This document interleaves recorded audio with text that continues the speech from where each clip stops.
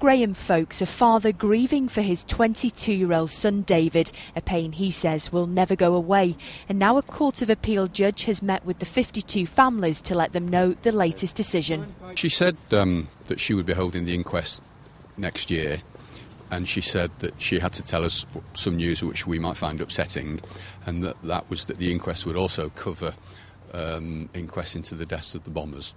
So we'll be in the same room at the same time, listening to how David was killed and the other 51 people, with the family of the bombers sat next to us. And I just found that unbelievably insensitive and distressing.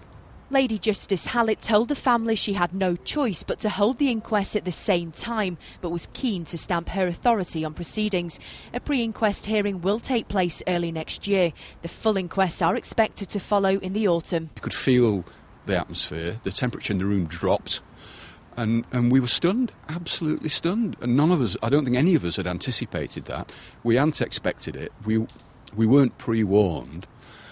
And frankly, we've been treated in such an insensitive way, but in so many other ways, that it kind of is the norm in some ways. David was a former pupil of Oldham Sixth Form College. He just started in sales and had taken his first trip to London when he died in the attacks. Many of the families have kept in touch over the difficult years and are now preparing for what lies ahead. I'm expecting that we'll all lean on each other again and be a sort of mutual support for each other. Because 4 months is a long time to be listening to each case, to go through the details of their lives and their journeys and what happened to them. It's just going to be very, very difficult. And also you'll be mixing with the bombers. And we're going to be in the same building at the same time with the families of the bombers, and that is going to be really difficult. I don't know how we're going to cope with that, frankly.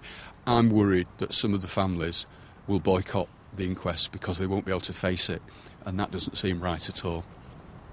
The inquest is expected to take up to 5 months.